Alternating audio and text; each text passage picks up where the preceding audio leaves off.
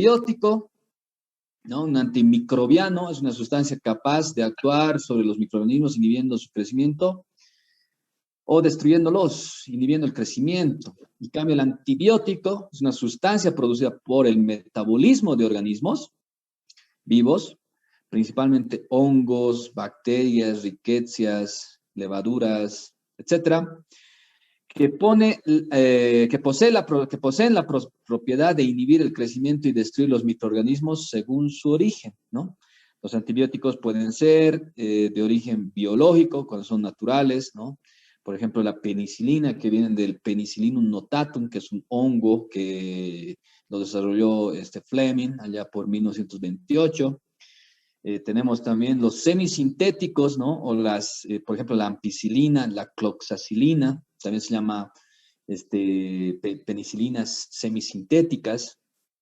Y los sintéticos puros, que son generados mediante síntesis química, por ejemplo, las sulfas, ¿no? O esos polvos que se colocaban, bueno, que nuestras abuelitas nos colocaban, tal vez a ustedes no, pero a mí sí. Entonces, bueno, para prevenir una infección, me acuerdo cuando jugábamos bolitas en la tierra. Hoy en día ya no se practica mucho eso. Bueno, aquí está una foto de Fleming, ¿no? El inventor de los antibióticos, el padre de la antibioticoterapia. Allá hace 97 años exactamente. Ya van a ser 100 años. Aquí tenemos una historia breve de la antibioticoterapia, ¿no? En 1928 se descubrió la penicilina, las sulfonamidas en 1932, hola. 1940 la penicilina comienza a comercializarse, ¿no? Y se producen las cefalosporinas, primas de las penicilinas, por eso son el grupo de los beta-lactámicos. Tenemos el descubrimiento de la eritromicina en 1952. En 62, el surgimiento de las quinolonas o fluoroquinolonas, ¿no? Aquí el 56, bueno, la vancomicina, un antibiótico de amplio espectro, un aminoglucósido. Ahorita vamos a ver muy bien estos. Y tenemos después, hasta el 2000, por ejemplo, el linezolid, ¿no? Que es un antibiótico de amplio espectro. Dentro de los descubrimientos. Entonces, las consideraciones farmacocinéticas, ¿no? El aclaramiento renal de los antibióticos puede ser debido a los cambios, en este caso, a razón del músculo y la grasa. No es lo mismo administrar un antibiótico a un infante o un joven, bueno, una persona de 20 a 30 años, que administrar a una persona senil de más de 60, 70 años. Obviamente la distribución de grasa corporal y la calidad de músculo magro es menor, ¿no? Entonces también la distribución del fármaco pues va a ser menor en este caso. El riesgo de un aumento de la concentración de antibióticos en plasma, bueno, puede ser buena y mala. Buena en menores dosis para alcanzar un efecto terapéutico y mala con mayor probabilidad en los efectos adversos con los medicamentos. Eso es muy importante dentro de la farmacocinética. Tenemos varios tipos de clasificación según su origen, según la actividad, sobre los microorganismos, el espectro de acción, según su espectro de acción, según el mecanismo de acción, ¿no? Según el origen de dónde vienen, sintéticos, semisintéticos, etc. Según la actividad sobre los microorganismos, si son bacteriostáticos o bactericidas. Según el espectro de acción, es qué familias, etcétera, va a abarcar. Algunos abarcan varias familias, otros pocos. Según el mecanismo de acción, ¿dónde van a ir? Algunos van a ir a la pared, por ejemplo, los betalactámicos, otros van a inhibir la síntesis de ADN, por ejemplo, las quinolonas, etcétera, o a nivel del ribosoma. Y según la estructura química, ¿no? Bueno, tienen, en este caso, aditamentos.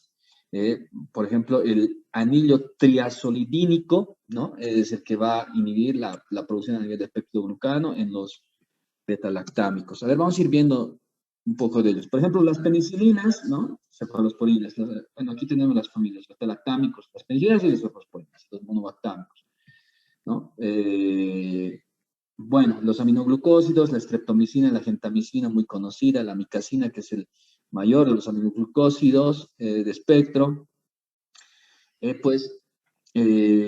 La contraindicación sería para pacientes que son otoinefrotóxicos, ¿no? Los macrólidos, como por ejemplo la eritromicina, para pacientes que son resistentes a las penicilinas es una buena opción. La claritromicina y la acitromicina, por si acaso. La acitromicina es el único antibiótico que es de depósito, ¿no? Entonces, la administración es por 3 a 5 días, no más. Después, todos por regla son por 7 días. Es importante que lo sepan. Las rincosamidas, como la clindamicina, la condimicina, ¿no? Que son, que van a ir a actuar a nivel del ribosoma de la subunidad, en este caso 50S, ¿no? Los galactopéptidos o también los aminoglucósidos, como la vancomicina, la etecoplanina, ¿no? Antibióticos de amplio espectro. Las quinolonas o fluorquinolonas, como el norfloxacino, la ciprofloxacina.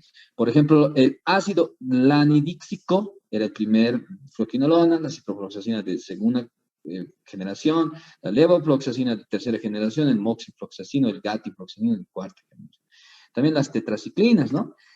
Por ejemplo, se utiliza mucho en acné, ¿no? Con peróxido de benzoilo al 5% puede ir muy bien.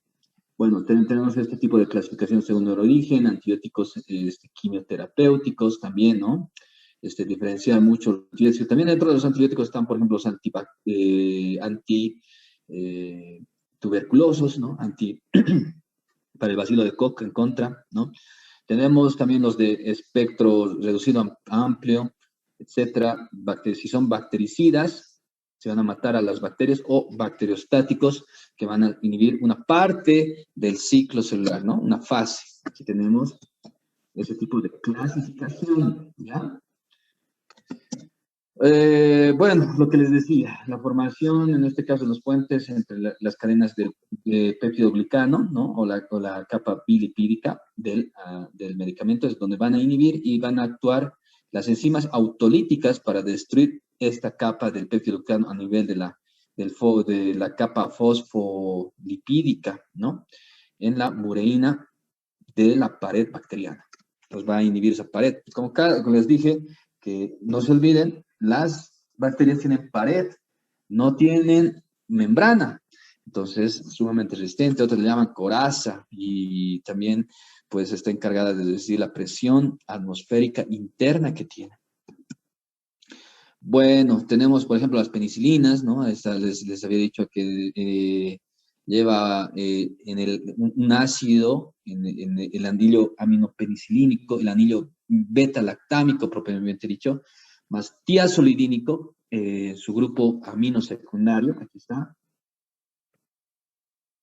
el amino secundario, que va a fijar los receptores BMP, esto es en la pared, en la transfectidación. Entonces ingresa el medicamento y pues explota la bacteria, revienta, ¿no? Pero también las bacterias pueden formar, por ejemplo, beta-lactamasas, ¿no? Que son enzimas que van a alterar, que van a van a hacer de que no se una, en este caso, los receptores, ¿ya? BMP, para que pueda hacer lisis de la pared bacteriana. Vamos a ir viendo eso. Por ejemplo, la misma amoxicilina o ampicilina más el sulbactam o el ácido clavulánico. Dentro de eso estaría un antibiótico de espectro ampliado, porque no es de amplio espectro, de espectro ampliado, que se ha ampliado un poco más el espectro de las bacterias, en este caso gram positivas, ¿no? 30 bacterias gram positivas, la amoxicilina, el neumococo, el streptococo, el neumococo, el gonococo, etcétera. Para infecciones de tracto urinario se utiliza mucho. Los factores que influyen es el número de bacterias y la temperatura también. Tenemos la penicilina potásica, procaínica, benzatínica, el triapen forte que todos conocen. Se puede dar, por ejemplo, la G-procaínica, la cloxacilina o la dicloxacilina, que es una semisintética, una penicilina semisintética, pues se tiene que administrar, por ejemplo, en algunas heridas en piel, por ejemplo, que tiene mucha afinidad a nivel de la lisis del estafilococo dorado o aureus, ¿no? La amoxicilina también tiene una vida media, corta, bueno, y eliminaciones por excreción biliar y renal. Ahí están en este caso, la cloxacilina o dicloxacilina, ¿no? Que se da cada 6 horas, ya sea de 1 gramo o de 500 miligramos vía oral. Ya, el espectro de las penicilinas, hemos dicho, ¿no? Streptococcus, Neisseria, Clostridium, SPP. Cuando se tocan con SPP, significa que la bacteria tiene una especie, ¿ya? SP es una especie. Y cuando son SPP, son varias especies. Eso viene del término latín, mis estimados amigos. Bueno, también para el bacillus frágil, se ponen así, pallidum, sífilis, enfermedad de Lyme, ¿no? Que es una alteración, en este caso, a nivel de la piel. Bueno, en el caso de la toxicidad, también se nos va a producir incluso síndrome de Stevens-Johnson, con urticaria, y también edema supraglótico, el paciente no puede respirar. Hay algunas dosificaciones, ¿no?, de esos medicamentos. Y lo que les decía, los inhibidores de las beta-lactamadas o el sulbactam, ¿no?, que es, como les he dicho, para que el medicamento pueda ingresar a la pared y destruir. Está Fleming, hace casi 100 años, ¿no?, viendo cómo hace en estas cajas Petri el cultivo, en este caso, de, bueno, los medicamentos, en este caso, que están colocando, hacen las bacterias para ver cuál a cuál inhibe. Eso es más o menos, en esta caja Petri, mis estimados amigos, ustedes saben, es para realizar el cultivo y antibiograma. Ahí están las reacciones adversas, síndrome de Stevens-Johnson, que puede llegar hasta un shock anafiláctico, y cuando hablamos de anafilaxia, pues prácticamente estamos hablando de segundos, ¿no? Entonces, el shock anafiláctico es de todos los shocks, que venía el tema de ser shock, que venía a ser la hipoperfusión de los tejidos. El shock anafiláctico, pues una alteración sistémica, donde puede haber como por ejemplo, una hiperflogosis, puede haber, en este caso, extravasación sanguínea del tejido intersticial, puede haber un edema supralótico que puede llevar a la muerte y demás. Ahí están las cefalosporinas, ¿no? Vienen de este hongo, del Cephalosporium acrenomnium, ¿no? Ahí está la estructura, bien parecida, ahí está la historia, bien parecida a las penicilinas, ¿no? En 1948, como les dije, se descubrieron. Tenemos varios tipos, primera, segunda, tercera, cuarta, quinta generación. Este es el espectro. La farmacocinética, ¿no? Por vía parenteral, por ejemplo.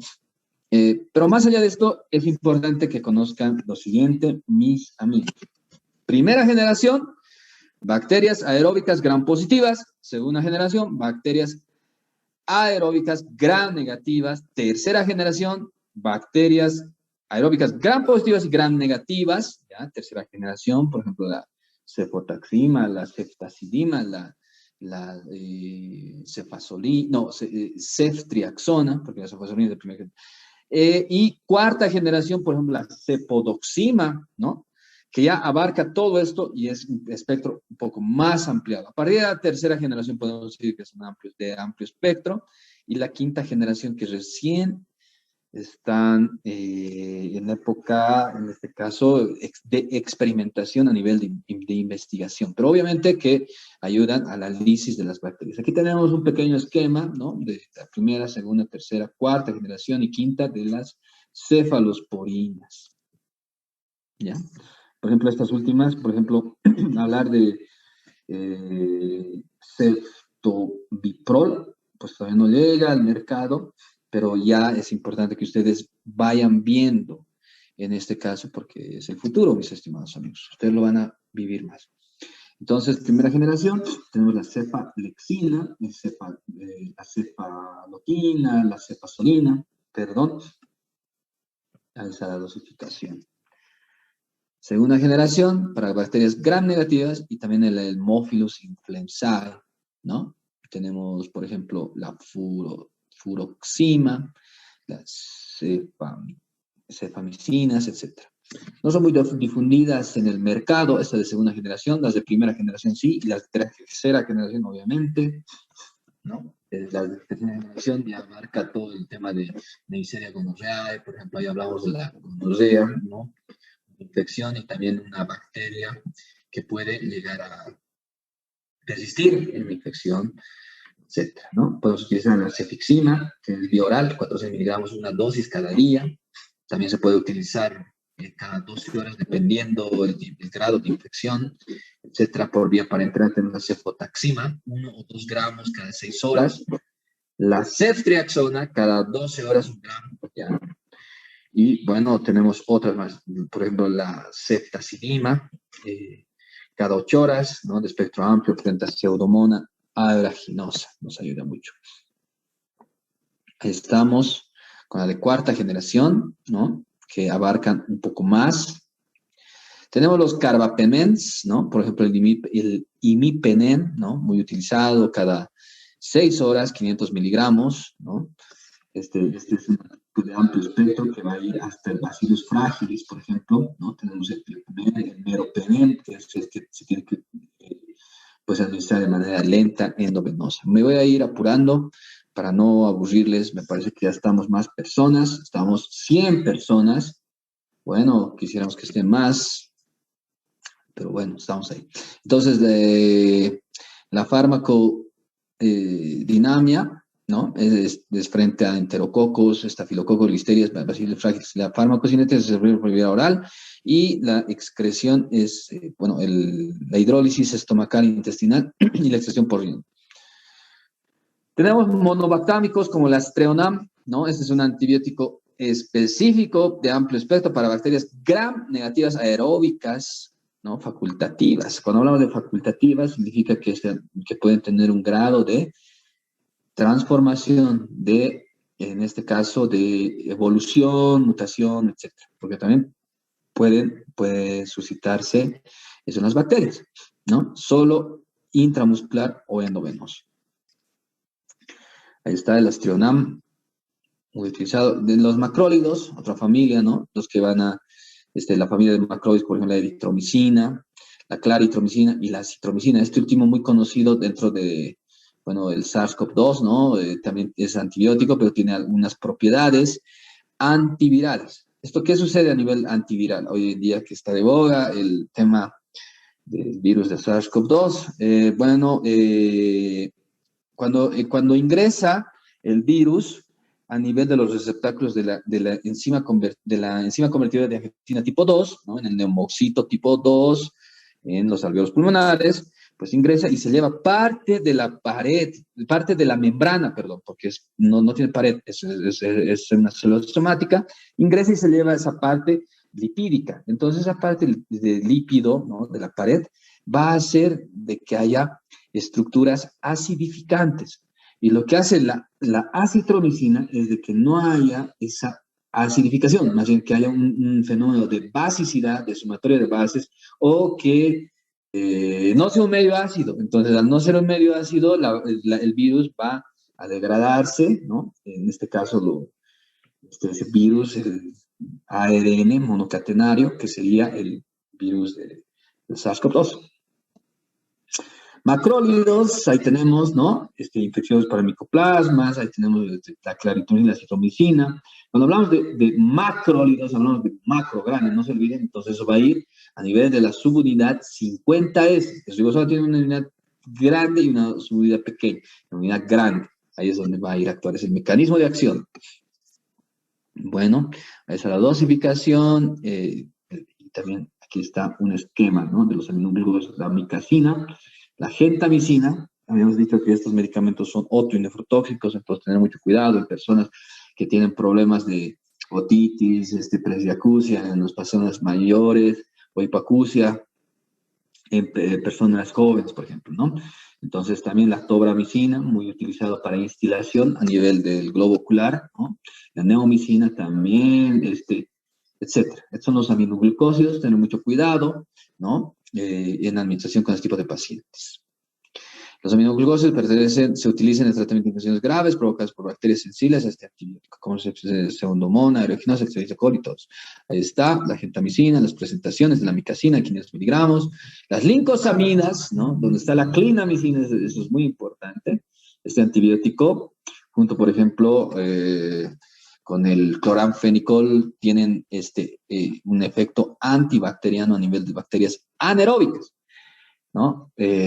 También, por ejemplo, el metronidazol, pero el metronidazol no es antibiótico, es antiparasitario. Pero bueno, ¿qué sucede? La clindamicina es el más puro y más noble. ¿Por qué? Porque en este caso el cloranfenicol es muy tóxico, ¿ya? Se utiliza a nivel para instilación también en el globo ocular, ¿no? La dosis es de 600 miligramos endovenoso o 300 vía oral cada 6 u 8 horas.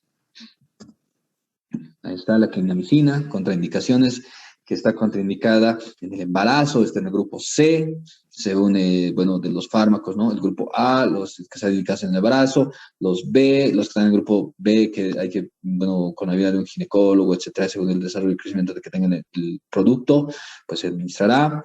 Y C, que sí o sí van a alterar el desarrollo intrauterino del nuevo producto.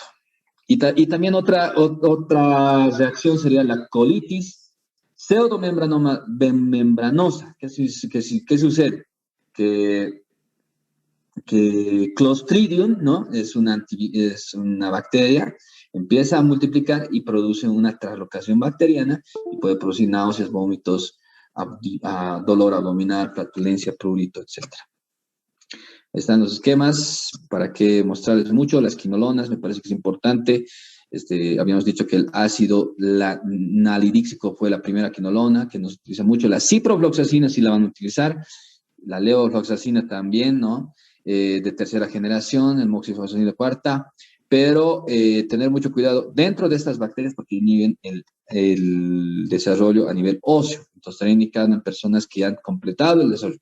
El desarrollo craneofacial es hasta los 27, 28 años. Entonces, un término medio, a partir de los 25 ya podrían empezar a utilizarse y de manera no mesurosa en estos pacientes. Más adecuadamente sería así. Aquí tenemos las por generaciones y estoy acotando el tema de los nitroimidazoles, ya, que este medicamento es antiparasitario, pero tiene acción antibacteriana a nivel de bacterias anaeróbicas. Ustedes cuando roten cirugía, ya sea cirugía de abdomen, torácica o en cara y cuello, pues se utiliza mucho, ¿no? Por el tema de la economía y también por el espectro de acción a nivel bacteriano anaeróbico. Ahí está, tenemos esta familia, la estructura química. Entonces la dosificación, la vida media es de 8 horas, se da cada 500 miligramos, ya sea endovenoso o bioral cada 8 horas. Tenemos también otra clindamicina de 1.5 gramos que se administra cada 24 horas.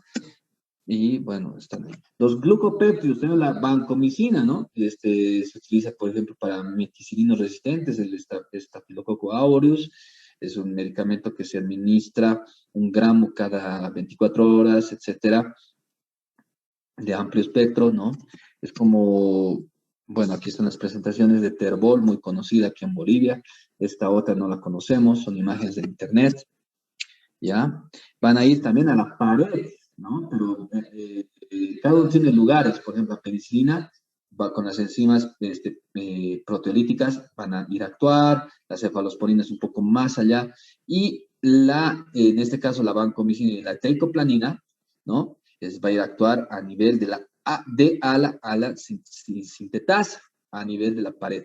Bueno, con tal de que sepamos que es a nivel de la pared, todos los betalactámicos y los glucopéptidos, está bien, eso es suficiente. Bueno, vamos de lleno con el tema.